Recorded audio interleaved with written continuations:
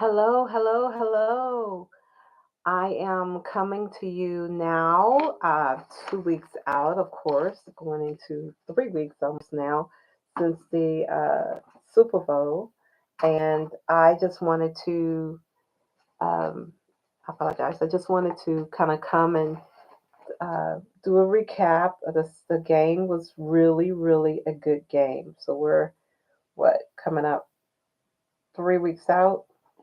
There was, unfortunately, we know about what happened with the parade, and so we're praying for all the people in Kansas as it relates to that unfortunate incident that occurred in the celebration of the Super Bowl championship for the team and for the entire state and the city. So um, I apologize.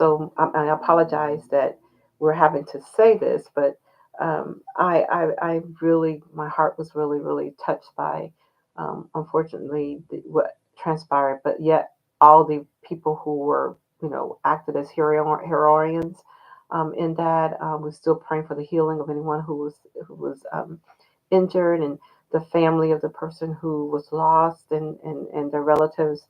But I wanted to first just congratulate myself, the Chiefs, on their win. This is my hat from last uh, the last Super Bowl where they won, and so now I'm going to have to get a new one. But I wanted to congratulate the Chiefs on the game, but I also wanted to congratulate San Francisco as well. Excellent game. Before the game, I had people were sending little tags and postings, and I put out there that it could go into double overtime. And somebody said, no, it wouldn't go into overtime. I said, okay. I said, but it could go into double overtime because I knew the two teams were good. It was going to be a good game, and it was that and more. And so I was very excited when I heard that the game went into overtime. And then when I saw the game, it was just very interesting because I couldn't watch it that day. But when I saw the game, it was very, very interesting to me because a lot of the chatter and talk was about, you know, who won the toss and the key thing. No, let me go back. Before the toss piece, when I heard the referee say uh, the game starts over, I didn't understand that. I thought it just goes in overtime. To me, it's just going into overtime. I'm not understanding the overtime rule, but when he said the game starts over, that was very interesting to me. The second thing was the coin toss. Whoever picked the toss, a lot of people were making after the game. A lot of people were second guessing, is what I call it. It's always second guessing after it's done.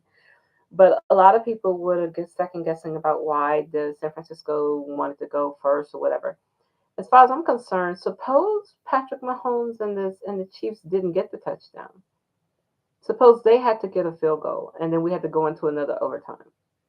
Suppose they couldn't make the field goal, or suppose they couldn't make the play, even being down there in the red zone to get into the end zone or do a field goal, and they missed the field goal or whatever. Then it would have been the other way. It would have had nothing to do with the coin toss. It would have had to do with the fact that the defense, for whatever reason, were able to hold them.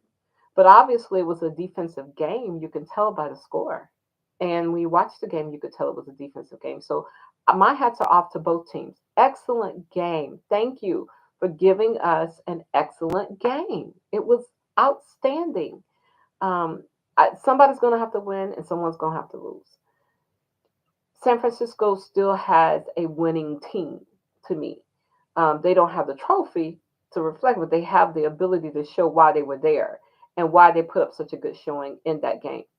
But hats off to the Chiefs because you won and outstanding plays and outstanding uh, effort. To me, I've always said since I watched this young man 4 years ago start, I said, this kid is coming into this league and he's changing the game because he's not scared. He, by any means necessary, and within the confinements of the rules, he's going to play his game or he's going to rally his team. And even when there are times, if you've seen historically, where was a fumble, whether there was a missed field goal, whether there was an interception on his part, he will always come back to play like that was that play. Now this is this play. So I always say he plays beyond.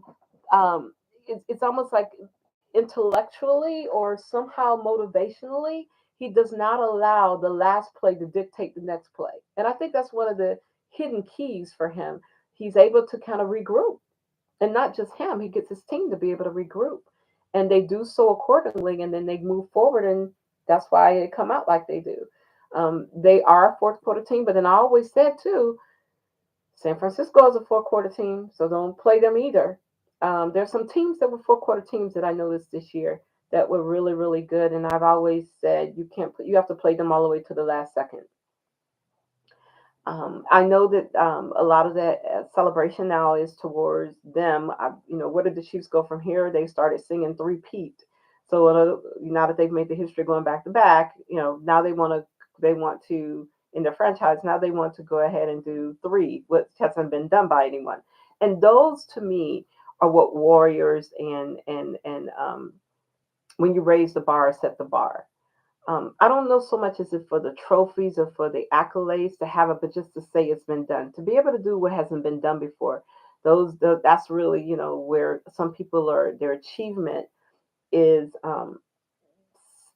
Some people say the achievement should be for having a good game, but some people set the bar and raise the bar for what hasn't been done before. And I think this is what this team is all about, as was with the Patriots when Brady was playing. And a lot of people trying to compare him. Will he match Brady? I don't know if it's necessary for him to match Brady. From my perspective, I'm not sure if I want him to match Brady. I mean, that's Brady's record. That's what Brady did. Let Brady have his he earned that. There may be, but what about the things that haven't been done, like the three-peat back to back, or maybe a four-peat? Or what about if no one yet, which I thought Brady was going to do, him and Belichick were going to go for that, and that was to be able to take a team throughout the entire season with no losses and win a Super Bowl. No one has done that over 50 years since the Dolphins. And I'm a Dolphin fan because being from South Florida, I was a Dolphin fan. So during that era, we enjoyed that, and to know that to date no one has matched that or passed it. And I think if anybody does it now, they will pass it because they will be playing more games than they did back then. I think, but still, no one has even matched it. So there are a lot of different history making that can be done through the NFL that can change the game. Now, I would say this season was a game changer NFL period for um, who to watch. I think that Lamar Jackson and his team, of course, the San Francisco 49ers and their team. I thought that uh, the Denver, I mean not Denver, I'm sorry, the Cleveland Browns and the Texans. Let me say this: I really was rooting for, to be honest with you. I wanted to see either two teams playing the Super Bowl that have never been in a Super Bowl before. I thought that would have been a great game. Or I wanted a team that has never been to the Super Bowl before to be in the. And there's only like four teams out there. I think Detroit, Cleveland, Texans, and Jacksonville Jaguars are the four teams that has never played in a Super Bowl. And so I wanted one of those four teams or two of those teams to come in and play each other. A Super Bowl where no one has ever been. Oh, that would really be something. And then also I wanted to see a team that's never been there before play. I thought that would be a good because I like there's a part of me that likes Against All Odds. I love that movie. So Against All Odds, I like the where you can come up and do it against what people would normally think would be done. You did it. So those are the four teams that I'm still hoping have an opportunity to know what it's like to be in a Super Bowl.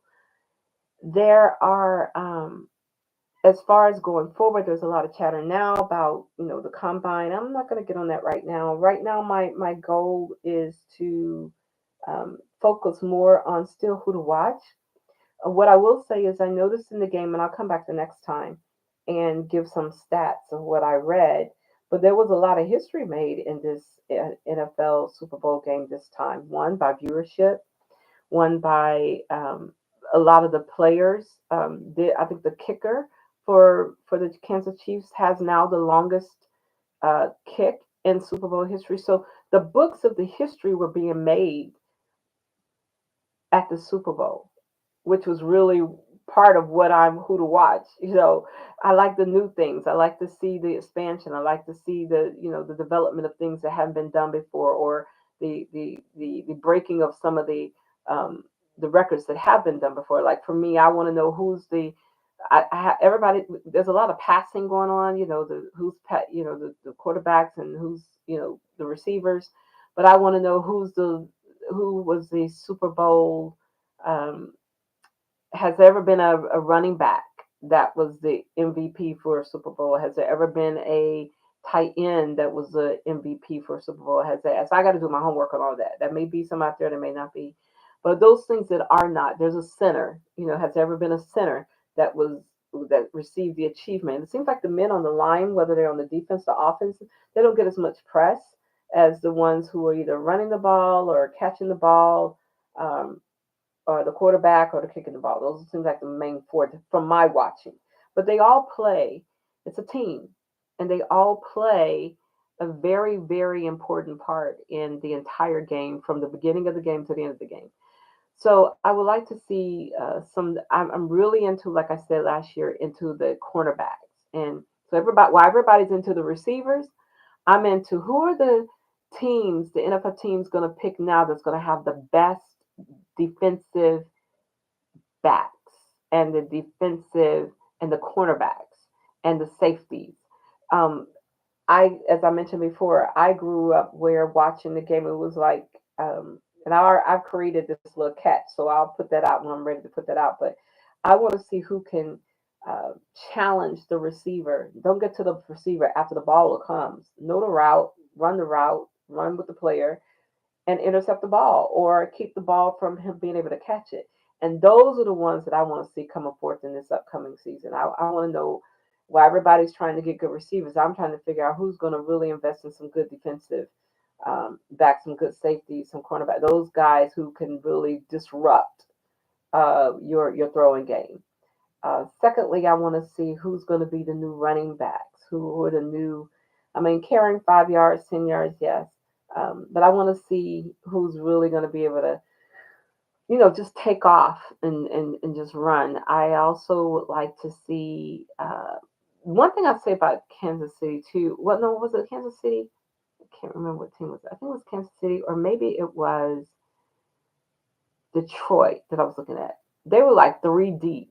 When I say that, they had every position they had like three people deep that could actually just step in and do something. So you didn't know who they were going to be throwing to, because somebody would come in and they would do just as well as the person who left out. I think that's going to be the new teams that we're going to see that's really going to advance too. And I think Kansas City kind of had that as well, where it wasn't just one receiver getting all of the play. Oh, he's going to go to this person. No, he had different people that he was going to go through to throw the defense off, and that was good. So I think the new development now of team building will be those teams that will be successful. Will be when you can have your starters, your second and your third string being able to operate like the first string, no matter if they have to go in based on injury or if they just go in based on the play. They all know it, and as a result of that, you kind of throw off the norm, of who you expect, who your opponent may expect, versus who you have some good talent in there that can work all the way around, and you work them throughout the whole season. Now I know contract wise, all of that I've been told is a part of it, but if I was the owner of a team, I want to make sure that I am at least three deep on every position. That on any given time you can switch out, switch in, switch out, switch in, and never lose a beat, and throw off the defense as it relates to that. And also you're creating greater depth in your pool, so that in the event, unfortunately, if you have injuries or you have something where you can't, you don't lose anything. It's not like, well, okay, they're going to be because so and so didn't play. More so like what they did with which agitated me very much with the Florida State situation in college, where they tried to put the game on the man who was the quarterback who got hurt. That was so unfair. So no, we got three quarterbacks who can carry the game. Period. And it's not going to be the star quarterback. I mean, that may be the first person, But the star quarterback knows that he's only as good as if anything happens to him, the second quarterback can come because at the end of the day, the team still wants to get to the championship. The team still wants to win playoffs, and so that's where you're headed. And sometimes we don't realize that until that person goes out or you feel like you've lost that and you don't have the same. Then all of a sudden everything falls apart. Oh, well, it's not this person. They used to go. No, build the team. If there are 50 people on the team, 40 people, everyone pays a part from practice squad on. So that's just my take on it. But I'm excited for that the Chiefs have made this advancement. Like I said, I'm still praying for the team because now, some of the celebration and all of that, the Super Bowl has been their win rather has been marred unfortunately by this negative event that occurred. But we hope that they are inspired still and can go move forward and that city can heal, that state can heal, and hopefully this will be the last time we ever see anything of that nature happen again. Also, I want to say that I'm going to come back and talk a little bit more about San Francisco at the next time I come on because I want to give them their props as well. They did very, very well. And I also want to talk about the teams that didn't make it to the Super Bowls with the championship, the AFC, the EMC championship teams, and then also going into the divisional playoffs. I want to talk about those teams. They did very good. Every last one of them that went into that was chosen, they all had I mean, really to me, from the playoffs, the wild cards, all the way up to the Super Bowl, that was my season. As far as the weight and the suspense and the enjoyment of how they were playing for heart, for sure, it was unbelievably. It was great. It was great. Every game was great. I don't care what the score was. They really, really played, and I was happy for them to have the opportunity to get to as far as they did. And so I'm looking for who to watch. Every team that was in the divisional playoff that played in the wild card game up to San Francisco. All of those teams is who I'm watching because I believe they're coming back with a vengeance. I don't know why. I just believe it's gonna be in the season of 2024. We're gonna start seeing those teams really try to advance a lot further. And I'm not gonna say always by how many games they've won or whatever like that, but the intensity by which they're playing is what I think is going to take place now going forward with those teams because they had an opportunity and they're hungry for it. And they're all young. If you look at all the quarterbacks, I think they were all under 27, 28. So that's a very interesting number too because heretofore, you had a lot of players that were able to play, up to like Brady in their 30s. And so now the younger kids are coming in, the younger players are coming in now with finesse, like they've been there 5 years or whatever. So it'll be interesting to see. But I just wanted to come in and give the Chiefs their due for who to watch. And I do think they are the team to who to watch to see if they can beat the three-peat. Also, I want to see what San Francisco does. I think they could take the same team and get back on the field and still do very well, and maybe beat them next year. I don't know, but we'll see what they're doing. And then, like I said, all the now let me say this for who to watch. It's not that we're not going to be watching all the other teams in the NFL, but I do definitely feel that those teams that were part of the divisional playoffs up to the Super Bowl are really the ones that are going to be coming back with the fervor with the season going forward. But that doesn't mean we won't have any others that come in that didn't make it.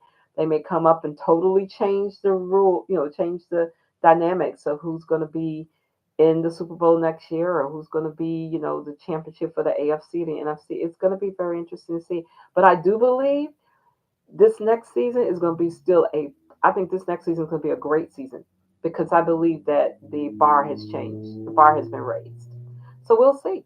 Looking forward to see how things work out um, and once again we pray that all the from the owners all the way to the referees um, so everyone on the a part of any of the organization for for every team is safe during their off season, going into the regular season.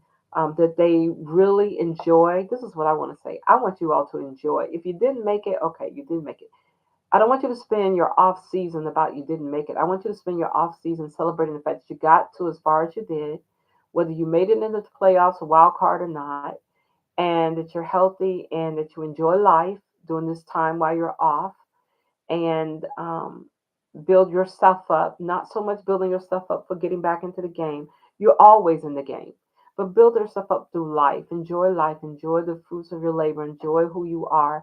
Go on vacation. Do with your family. Have a good time. Do something different that you hadn't done before last year. This year that you're incorporating that has nothing to that doesn't have anything to do with football. Expand your gifts, expand your horizon, expand, enlarge your territory, and then get back into the game when it's time to get back into the game. Have whatever that means for you, and enjoy going forward in your careers.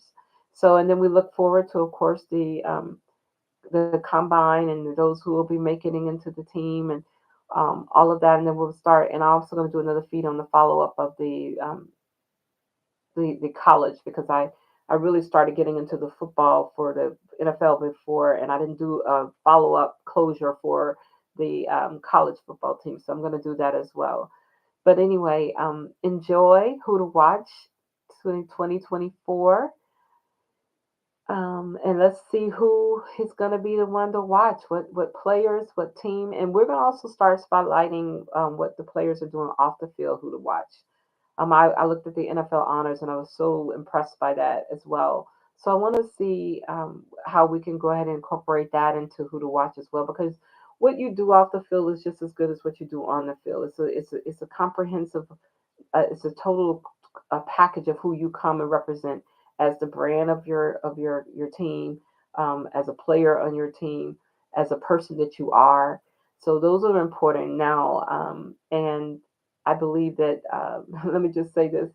I believe that a lot of people didn't understand from a marketing standpoint. I understood the Swifties and Taylor Swift and her relationship um, with Travis Kelsey and how this is all incorporated now and brought a broader base of fan base rather into into the into the NFL games and watching it and I think it just really took it to a whole nother level.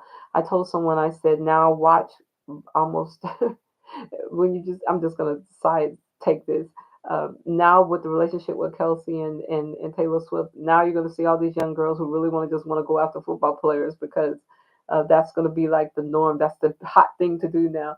So it's going to be interesting, but also it's interesting that that fan base has now been expanded so that the NFL can look and if they can really capitalize on it, they have an opportunity now to develop even greater engaging that base as they mature into adulthood. Because a lot of her fan base, I think, are tweens and teens. So if you can keep them going all the way up to when they go through college and go, that's going to not only help the NFL, but that's going to help the college because then the colleges will have their boosters. You know, they'll that fan base can start rebuilding that the bottom of the booster clubs where the people are older now. That younger crew can now start coming in there and then bridge on over into the NFL. So it's like a domino effect. It has some.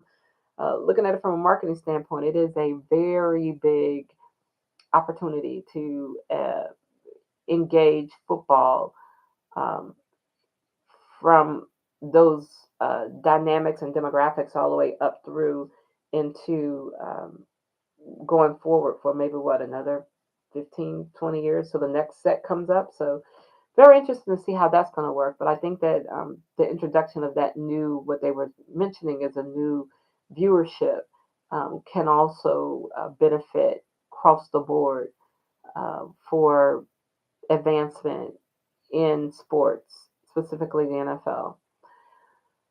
So, and in others as well. I mean, I'm sure this can be, now we're going into basketball. So there may be something happens with basketball where that energy, since they've got that, either the NFL is going to be able to try to do something to maintain this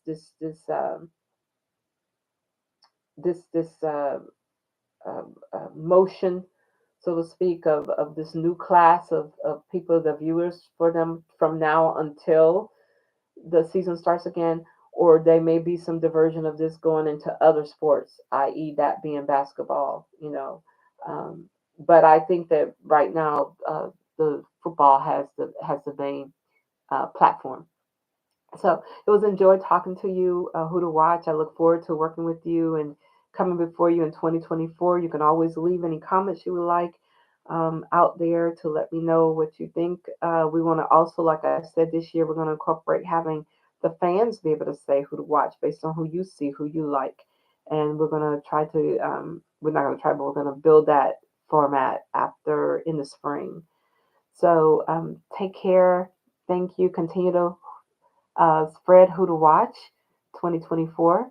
And let's see who's going to be rising up as the um, game changers going forward.